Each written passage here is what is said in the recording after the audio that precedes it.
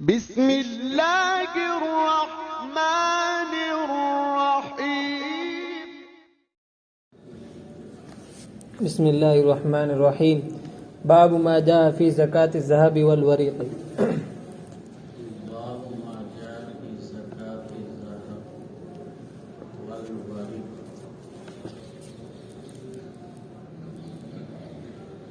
ज़कात का निसाब और काबिले अमवाल ज़कात, दो चीज। काबिले ज़कात अमवाल यानी वो माल जिसमें ज़कात है, वो 5 तरह असल हैं। 4 तरह के अमवाल, जमीन की पैदावार को भी इसी में शामिल करेंगे तो 5 तरह के होता है।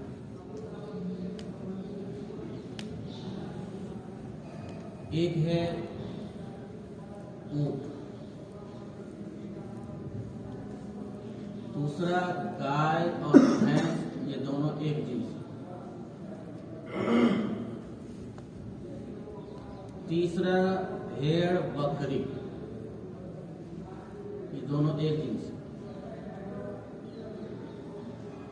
चौथा सोना चांदी करेंसी, ये तीनों एक। और 5वां जो है जमीन की पैदावार।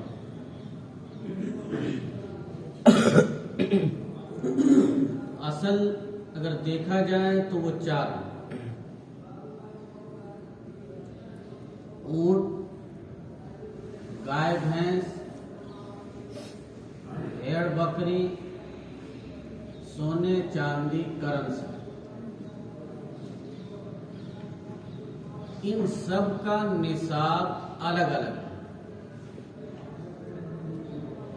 इनमें से किसी के निसाब को किसी ने दूसरे निसाब के साथ शामिल नहीं किया जाएगा।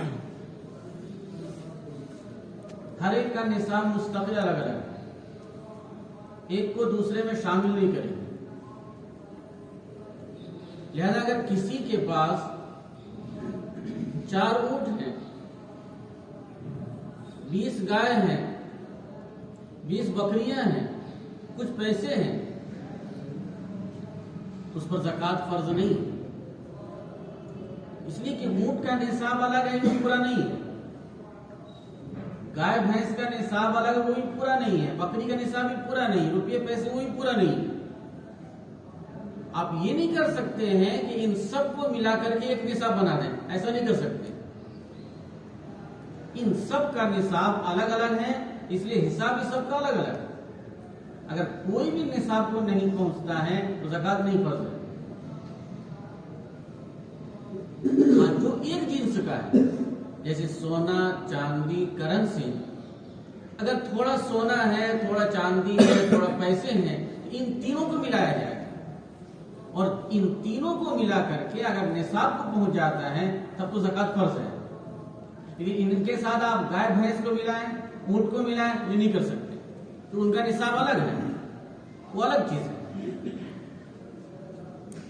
तो काबिले ज़कात अमवाल असल में 4 हैं, लेकिन जमीन की पैदावार का आप शुमार करेंगे तो 5 हो जाता है। इनमें ज़कात फर्ज होने के लिए एक तो निसाब है, सबका अलग अलग, और दूसरे साल का गुजरना जरूरी। ये जो 4 हैं काबिले ज़कात अमवाल, इनको कहा जाता है निसाबे नामी। नामी के माना बढ़ने वाला। तो निसाब असल 2 है, एक निसाबे नामी और एक निसाबे गैर नामी।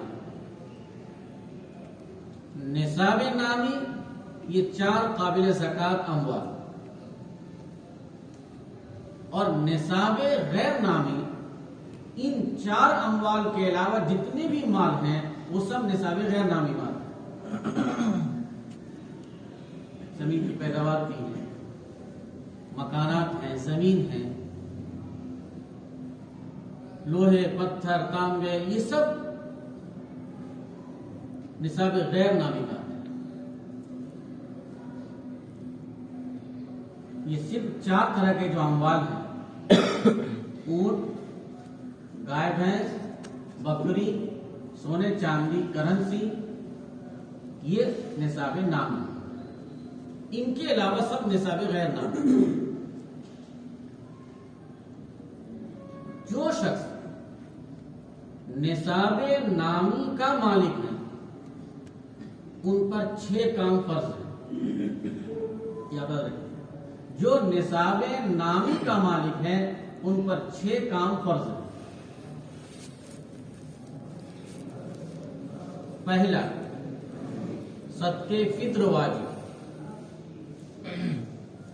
दूसरा, कुर्बानी वाजिब।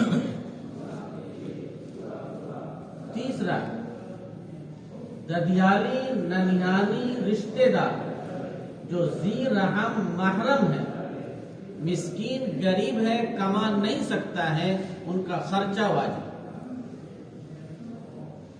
जो कमा नहीं सकता है, मासूर है, गरीब मिस्कीन है और जी रहम महरम ददियाली ननिहानी रिश्तेदार में से, उनका खर्चा वाजिब।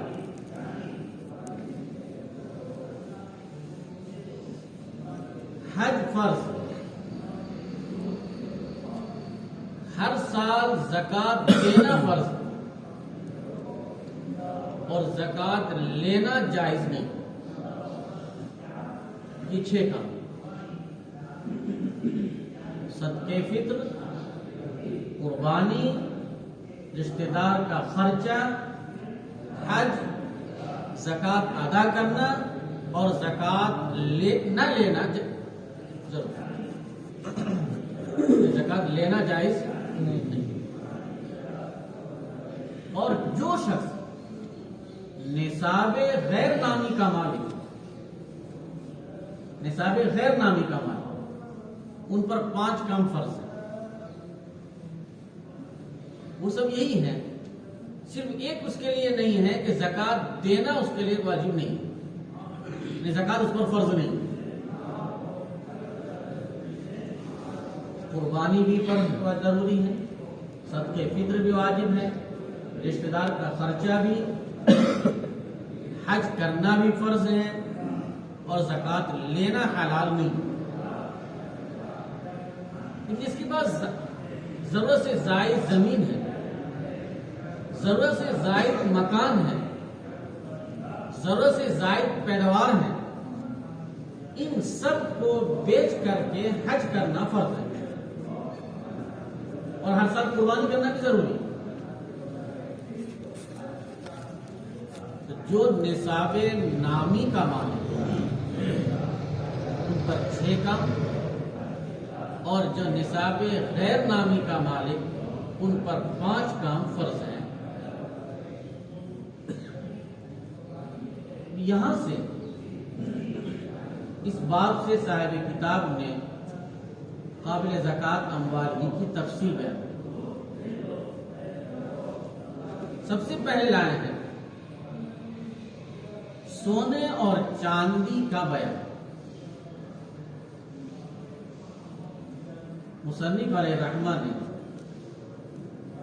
बाब जो कायम किया है, सोना और चांदी दोनों का तस्करा, फिर ज़हब वल वरिक, वरिक रा के कसरे के साथ, इसके असल माना है चांदी जो सिक्का वगैरह ढाला न गया, लेकिन यहां आम मजरूब हो या गैर मजरूब दोनों मुराद है। और वरक रा के फतहे के साथ इसके माना आते हैं दरख्त का पत्ता, इसी से है किताब का वरक। और चांदी के लिए लफ्ज आता है वरिक। रिवायत में सिर्फ चांदी के हिसाब और निसाब का तस्करा है। जो रिवायत साहिब किताब ने जिक्र की, आप सल्लल्लाहु अलैहि वसल्लम फरमाते हैं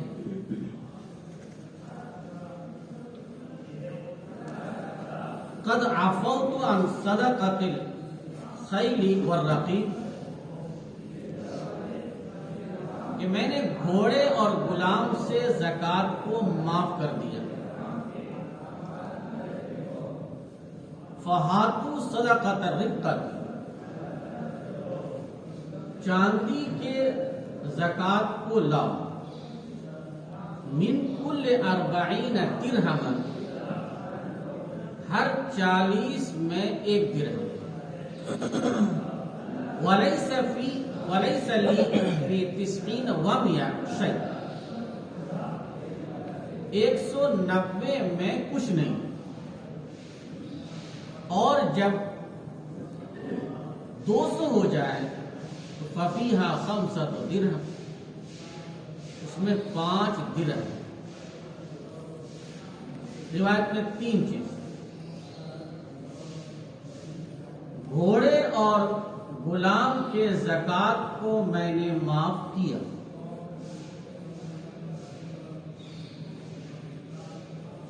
गुलाम बांदी लोग रखते हैं 2 मकसद। अगर गुलाम बांदी खिदमत के लिए तो बिल इत्तेफाक इस गुलाम और बांदी पर ज़कात नहीं है, यानी आका पर इनके लिए ज़कात नहीं है। ये खिदमत के लिए, जरूरत के लिए। अलबत्ता इन गुलाम की तरफ से या बांदी की तरफ से आका पर सदके फित्र वाजिब। हनफिया के यहां सदके फित्र वाजिब है, चाहे गुलाम मुसलमान हो या गैर मुसलमान। और शवाफी के यहां अगर मुसलमान है तब आका पर सदके फित्र वाजिब, और गैर मुस्लिम की तरफ से सदके फित्र वाजिब नहीं। और अगर ये गुलाम और बांदी तिजारत के लिए तो अम्वाले तिजारत में शुमार है, और अम्वाले तिजारत में होने की वजह से उस पर ज़कात फर्ज, यानी उस माल में ज़कात फर्ज। इसमें किसी का इख्तिलाफ। घोड़े 3 मकासद के लिए पाले जाते। अरब में घोड़ा 2 ही मकसद के लिए पाला जाता था, एक सवारी के लिए, बोझ के लिए, दूसरा तिजारत। अगर सवारी के लिए तब तो वो जरूरत की चीज है, इसे ज़कात घोड़े पर नहीं। और अगर तिजारत के लिए है तो अम्वाल तिजारत होने की वजह से ज़कात उस पर है। अरब से बाहर ममालिक में घोड़ा तवालुदो तनासुल के लिए भी लोग पालते। ऐसे घोड़े में ज़कात है या नहीं? अइम्मे सलासा और साहिबैन की राय यह है कि ज़कात ऐसे घोड़े में नहीं। और इन्होंने इसी रिवायत से इस्तेदलाल किया कि आपने घोड़े से ज़कात को माफ किया। लेकिन इमाम अबू हनीफा रहमतुल्लाह अलैह की राय है कि अगर घोड़ा तवालुदो तनासुल के लिए पालते हैं तो ये देखना है उसके पास घोड़ा और घोड़ी दोनों है या नहीं। अगर दोनों हैं तो ज़कात है, और अगर दोनों नहीं है, सिर्फ एक है। इमाम अबू हनीफा रहमतुल्लाह अलैह का राजिह कौल कि अगर घोड़ी है तो ज़कात फर्ज है, राजिह। और अगर घोड़ा सिर्फ है तो ज़कात फर्ज नहीं है। इमाम हनीफा रहमतुल्लाह अलैह ने जो इस्तिदलाल किया, उमर रज़ियल्लाहु ताला अन्हु के दौर खिलाफत में जब इस्लामी हुकूमत अरब से बाहर हुई तो अरब में तवालुद व तनासुल के लिए पालने का रिवाज तो नहीं था, लेकिन अरब से बाहर घोड़े तवालुद व तनासुल के लिए पालने का रिवाज था। हज़रत उमर रज़ियल्लाहु ताला अन्हु के सामने ये मसला आया कि ऐसे घोड़े पर ज़कात है या नहीं। उस वक्त हज़रत उमर रज़ियल्लाहु ताला अन्हु ने सहाबा के मशवरे से ये हुक्म दिया था कि जो तवालुद व तनासुल के लिए घोड़ा पालते हैं ऐसे घोड़े पर भी ज़कात फर्ज है। इमाम हनीफा रहमतुल्लाह अलैह ने उमर रज़ियल्लाहु ताला अन्हु का फतवा लिया जो उन्होंने सहाबा के मशवरे से दिया।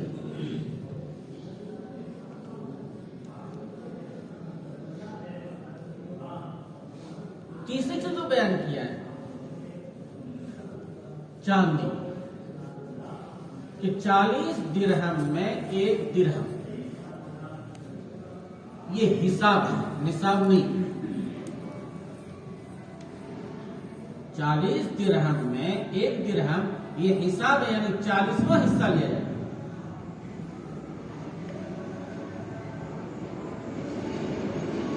और निसाब इसका जो है 200 दिरहम, इसे फरमाया 190 में कुछ नहीं, असल है 199 में कुछ नहीं। अरब चूंकि उसूल का एतबार नहीं करते इसलिए 190 कहा है, लेकिन मुराद यह है 199। 200 दिरहम हो तो उसमें 5 दिरहम, 200 दिरहम ये चांदी का निसाब।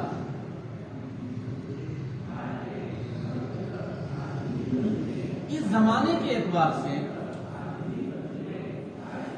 612 ग्राम अगर चांदी किसी के पास है, क्योंकि 52.5 तोला कहा जाता है, और 52.5 तोला का वजन जो है 612 ग्राम, 612 ग्राम। आजकल के एतबार से मार्केट में 1 तोले का वजन 10 ग्राम का है। आजकल के मार्केट के हिसाब से 1 तोले का वजन 10 ग्राम, तो 52.5 तोले का इस हिसाब से नहीं बनता है 612 ग्राम। शरई औज़ान जो है वो 11 ग्राम कुछ पॉइंट 1 तोला होता है। उस हिसाब से 612 ग्राम इस जमाने के एतबार से अगर वजन है तो वो चांदी का निसाब है।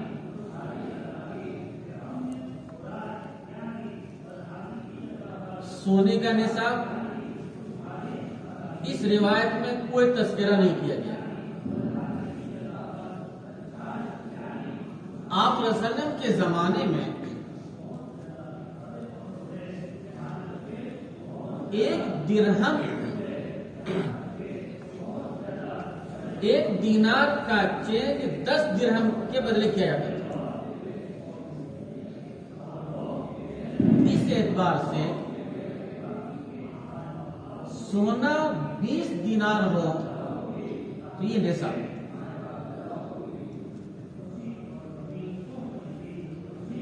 बाद में जब सोने और चांदी की कीमत में ज्यादा फर्क हुआ, आजकल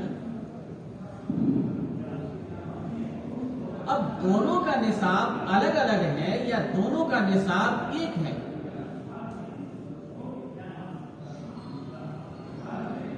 जमहूर फुक़हा ने दोनों की कीमत में तफावत की वजह से दोनों का निसाब अलग अलग मुतय्यन है।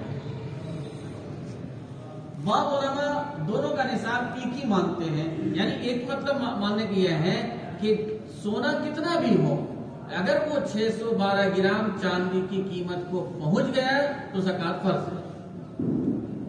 चाहे सोना 1 तोले का क्यों ना हो, वो कोई मिकदार सोने की नहीं है, बाद में फरमाते हैं। लेकिन जमहूर फुक़हा फरमाते हैं नहीं, सोने का निसाब अलग है, चांदी का निसाब अलग है।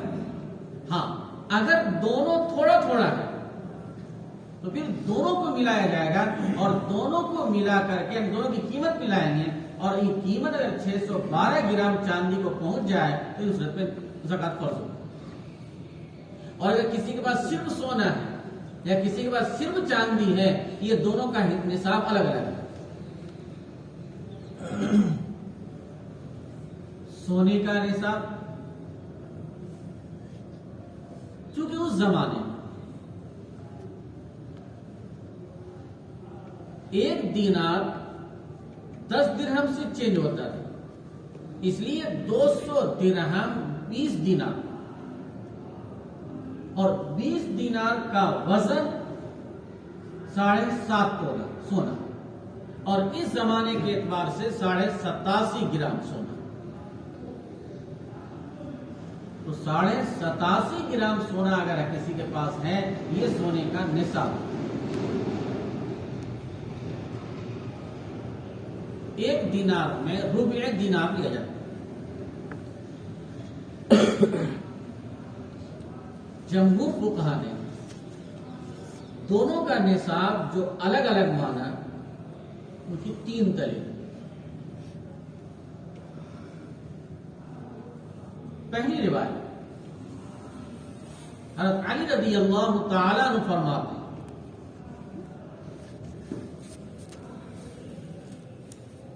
कि सोने में कुछ भी नहीं है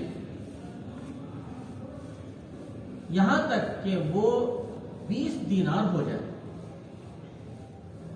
तो 20 दीनार जब हो जाए तो आधा दीनार ज़कात में लिया जाए। एक रिवायत थी। दूसरी रिवायत हज़रत आयशा रज़ियल्लाहु ताला अन्हा फरमाती हैं कि आप सल्लल्लाहु अलैहि वसल्लम 20 दीनार में से आधा दीनार लेते थे। तीसरी रिवायत हज़रत अम्र बिन आस रज़ियल्लाहु ताला कि सोने में कुछ नहीं, 20 दीनार हो जाए, साल गुजर जाए, उसमें से आधा दीनार लिया जाए। सनद के एतबार से इन तीनों रिवायत पर कुछ न कुछ कलाम, कुछ मौकूफन है, कुछ मरफूअन है। जो मरफूअन है उस पर भी सनद के एतबार से कुछ न कुछ कलाम है, लेकिन मजमुआ तीनों रिवायत के मजमुए की वजह से कुछ न कुछ कुव्वत पैदा हो जाती है। इसीलिए जमहूर फुक़हा इन तीनों रिवायत की वजह से ये मानते हैं कि सोने का निसाब अलग है और चांदी का निसाब अलग है। अगर दोनों थोड़ा थोड़ा है तो फिर एक को दूसरे के साथ मिलाया सकता है। हमारे सामने जो रिवायत है, इस रिवायत में सिर्फ चांदी का तस्करा है, लेकिन चूंकि बाद रिवायत में चांदी के साथ साथ सोने का भी तस्करा है, इसलिए साहिब किताब ने बाब में सोना और चांदी दोनों का तस्करा किया है। ज़कातिल इबिल वल गनम, ऊंट और बकरी की ज़कात। काबिल अमवाल ज़कात में से 2 अमवाल ये, एक तो सोना चांदी, उसमें करेंसी को आप शामिल करो, और दूसरा जो है ऊंट, तीसरे जो है बकरी। ऊंट के निसाब अलग है, बकरी गाय भैंस के निसाब अलग है। जानवरों में ऊंट हो, गाय भैंस हो, बकरी हो, इनमें जो ज़कात फर्ज होता है, एक तो ये कि वो साइमा यानी ज्यादातर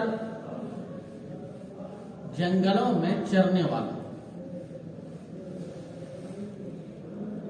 और अगर साल का ज्यादातर हिस्सा घर में उसको खिलाया जाता है, ये आलूफा कहलाता है, इसको ज़कात नहीं।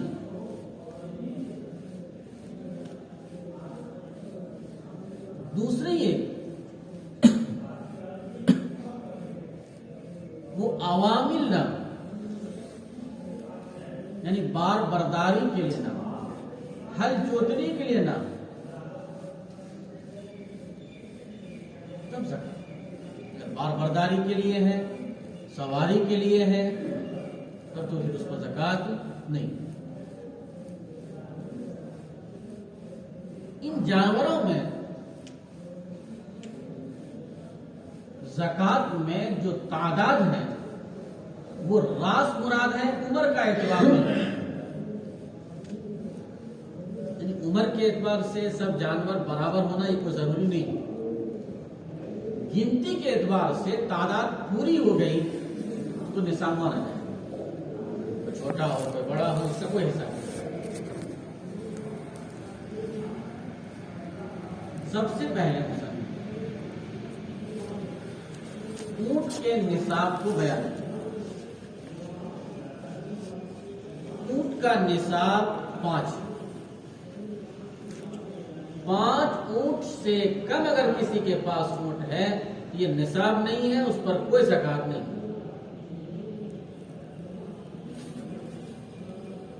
अगर 5 ऊंट है, ये निसाब है, उसमें एक बकरी वाली,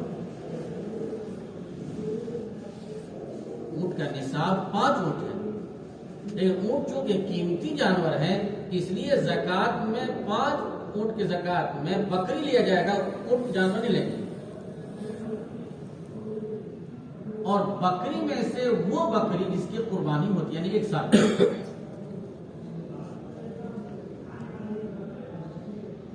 9 तक 10 में 2 बकरी। ये दरमियान में जो 4 है,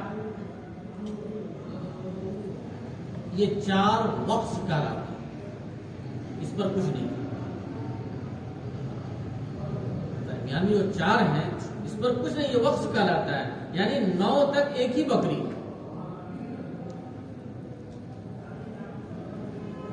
जब 10 हो जाए, अब ये 2 अब्द हो गया, अब्दतें इसको कहलाते हैं, ये 2 बकरी वाली। इस तरीके से आप हिसाब करें, 15 में 3 बकरी, 15 से कम में 2 ही, यानी 10 का हिसाब करें। 20 में 4 बकरी। जब 25 ऊंट हो जाए, अब बकरी नहीं लेंगे बल्कि एक बिनते मखाज। बिनते मखाज कहा जाता है ऊंट का 1 साल बच्चा।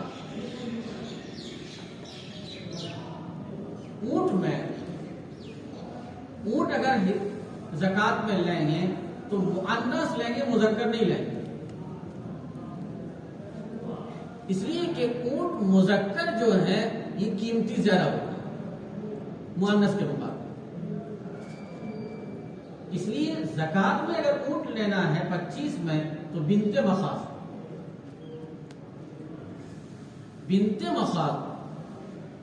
ऊंट के 1 साल बच्चे को कहते हैं। तो 25 ऊंट में एक बिनते मखाज, 35 तक, यानी 35 तक क्या वाजिब है? बिनते मखाज। अब 36 अगर हो जाए, एक बिनते लबू। बिनते लबू यानी 2 साल बच्चा, कितना? 36। 45 तक 45 तक में एक बिनते लघु, 46 हो जाए एक हिक्का, हिक्का 3 साल बच्चा, 46 और ये 60 तक, 60 तक एक हिक्का,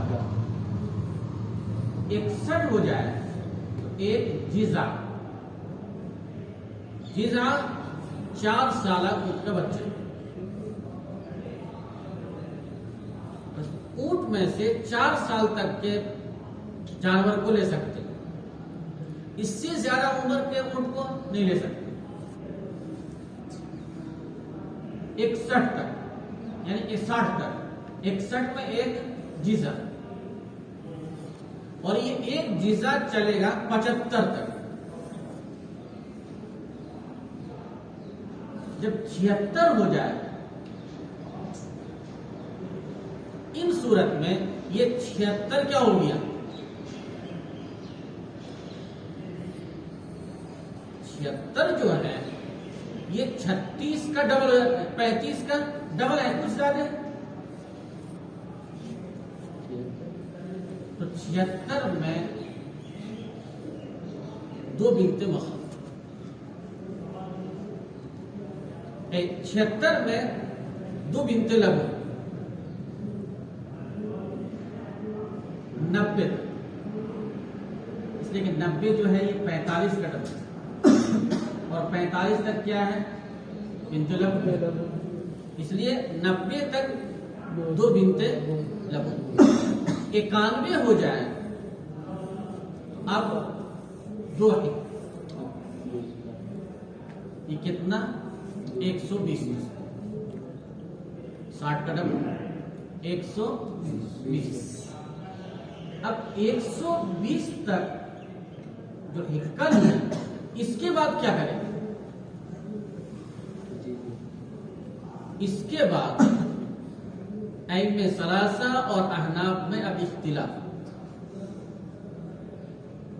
ऐमे सलासा ने अब हर 40 और 50 का हिसाब, हर 40 और 50,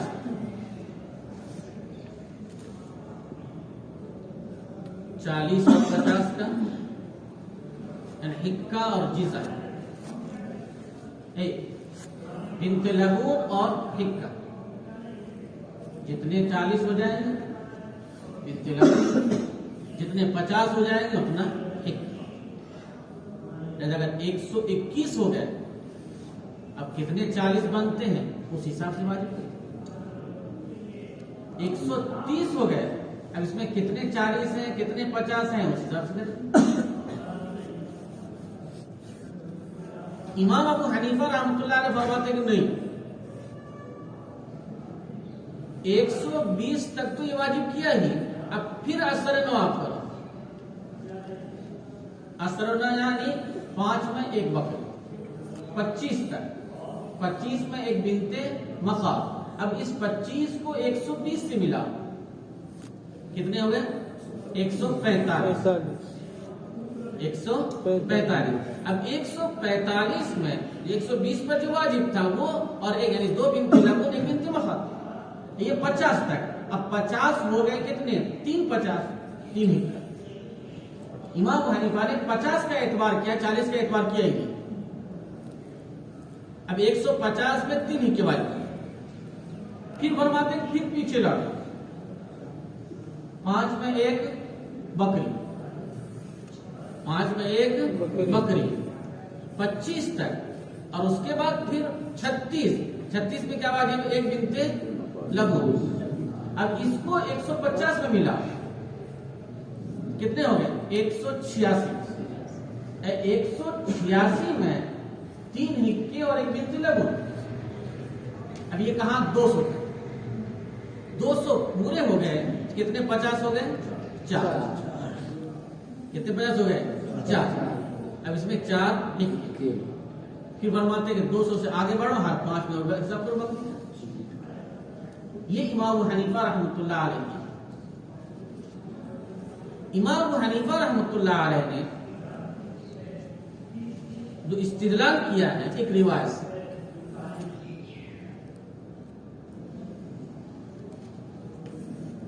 कि आप सल्लल्लाहु अलैहि वसल्लम ने एक सहाबी को जो तहरीर लिखी थी और जिसमें ज़कात वसूल करने का आपने तफसील बयान फरमाया, उसमें यह था कि 120 ऊंट के बाद हर 5 में एक बकरी।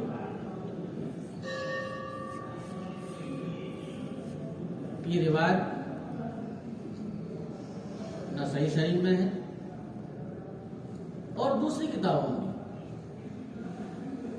अगर सनद के एतबार से कुछ ज़ोफ लोगों ने बयान किया है, लेकिन बाद मुहद्दिसीन की राय ये है कि सनद के एतबार से सही भी है।